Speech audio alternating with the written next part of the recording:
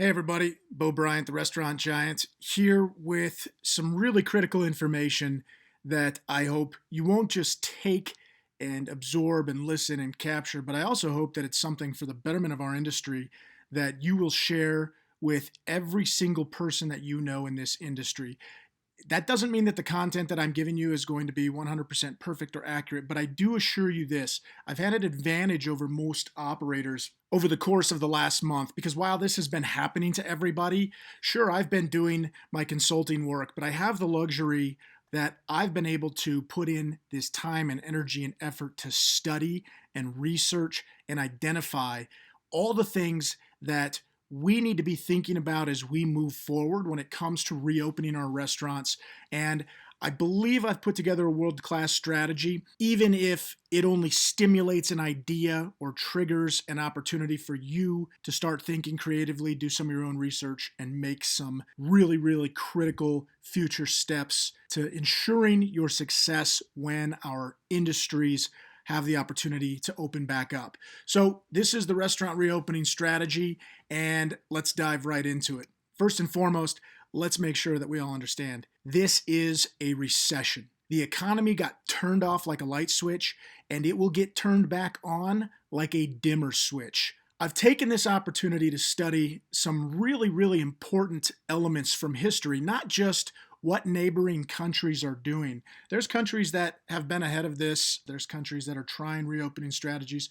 There's some cause and effect. There's some outcome. There's some impact. I've got quite a few friends in Europe, people that I've been talking to since this whole thing happened, and we're getting some interesting cross-section of different strategies, opportunities, and things that are happening. One of the most profound pieces that I've really dove into over the course of the last couple weeks was this piece created, and it was captured by the Harvard Business Review, and you can actually look into this, or you can go to the International Monetary Fund.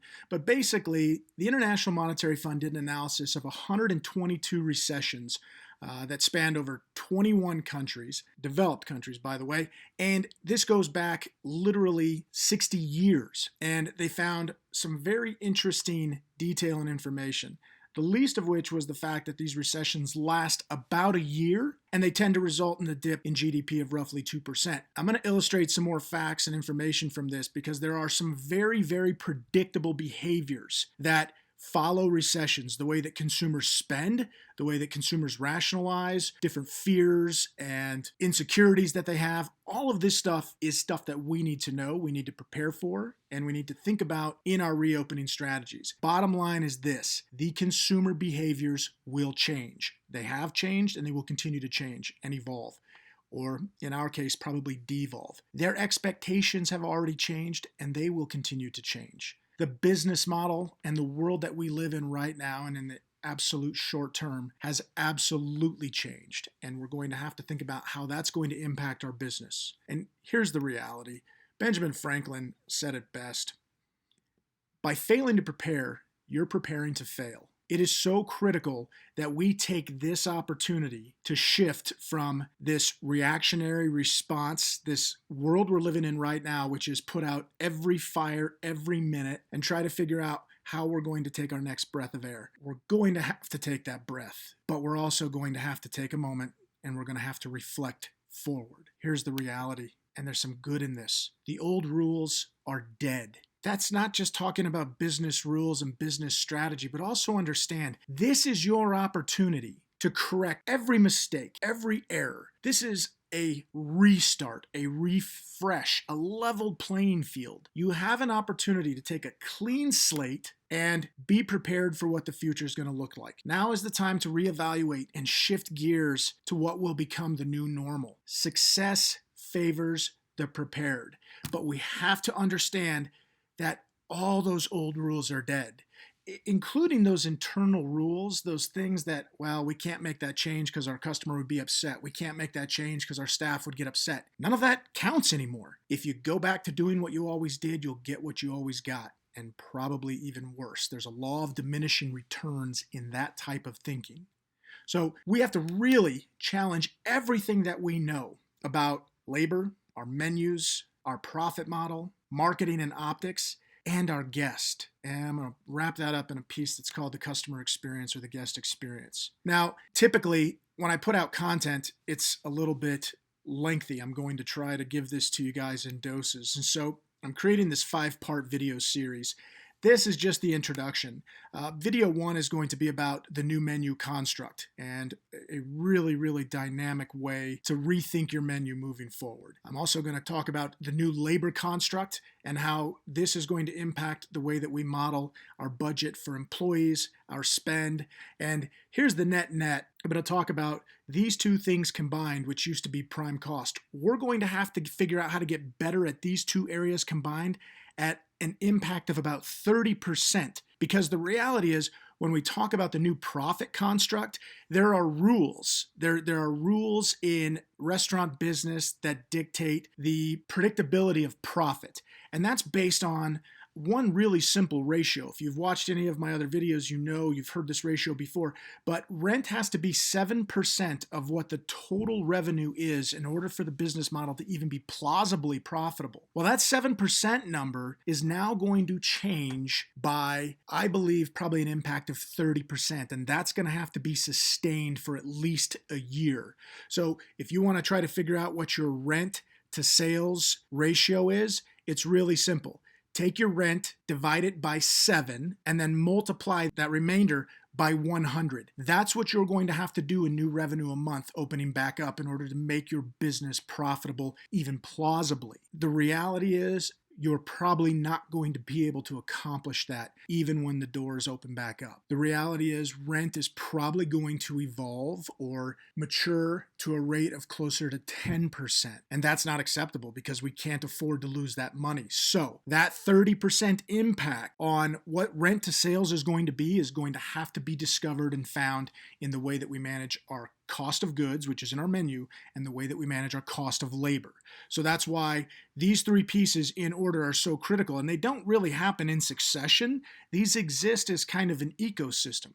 And that's also going to lead to the new way that we're going to have to market our businesses, new strategies and new incentives to entice the customer. Because while, yes, there are unfortunately going to be less competitors in our landscape by, in my opinion, probably 20 to 30% in any given market, there's also going to be a diminished number of consumers. And unfortunately, I think the consumer spending habit is going to diminish at a far greater rate, at probably closer to 50%. And likely that's going to last somewhere from 3 months before we start seeing a change. 6 months, we'll see a little shift. A year we'll see a shift, but I think it's probably 18 months before there is ever any semblance of what normal used to look like. And then finally, based on all of this, we are going to help shape, but so too is the customer going to shape what their expectation is. The new customer experience is going to look different. There's a concept that I've trained and talked about quite a bit called the customer journey. And I'm going to revisit the customer journey, and I'm going to show you how each step along the way is going to be impacted by this and what we're going to do to have to rally and respond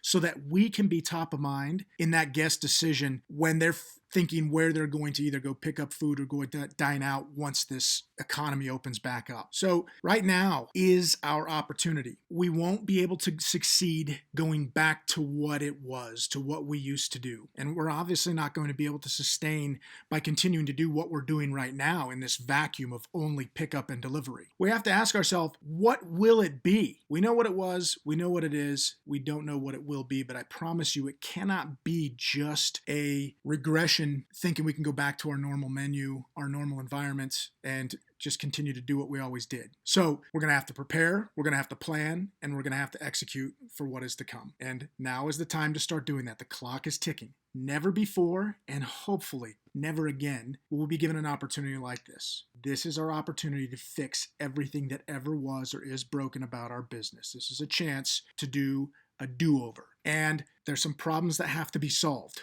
Solving for this new problem, it's going to require that we shift our perspective and that we look at things a different way. We can't solve how we used to solve. So I'm going to play a little bit of a game with you. I like to do this with a lot of my clients, and it's a perspective game, and it's a way to help you look at things a little bit differently. So I'm going to give you an impossible problem, not too dissimilar than what we're living in right now. So if you look, I've got up and down, left to right, 1, 2, 3, 4, 5 and then the question mark. What is the answer? Obviously, that'd be too easy. So the answer is not 6. Again, we have to shift our perspective. If I were to deliver a different perspective to this problem, I can say with about 99% certainty, you'll be able to solve it. So what if the problem looked like this? As most of you probably realized, the answer is reverse. This is jokingly something I like to call paradigm shift. And that's really what we're in. This is a new world, a new example, and something that we're going to have to prepare for strategically and intelligently. The more work we put up front in building this new foundation and new processes, the more prepared we're going to be. And here's the reality. Success has always and will always favor the prepared. Part 1 of the next video series in our restaurant opening strategy is going to be about the new menu construct. And I've got some incredible content and some really, really awesome ideas. This one is going to have you completely rethink your menu in an incredibly positive and powerful way. And I think this one key, if nothing else, if you follow this construct in the next video and you go after this, I promise you will set yourself up for more success than you thought possible. So thank you guys very much for tuning in. I look forward to getting some feedback and some information from you. Any questions, feel free to put them down in the comments. Please subscribe. And again, more importantly, please share this with everybody you know. I'm giving this information out because I care about this industry. I care about you, your employees, your family, and the world in our little eco bubble system that we all live in. And the only way we're going to get better is by doing this together and really sharing best practices and concepts and ideas. I wish you all the absolute best of luck, and I will do whatever I can do to help. And stay tuned for the next one. Thanks.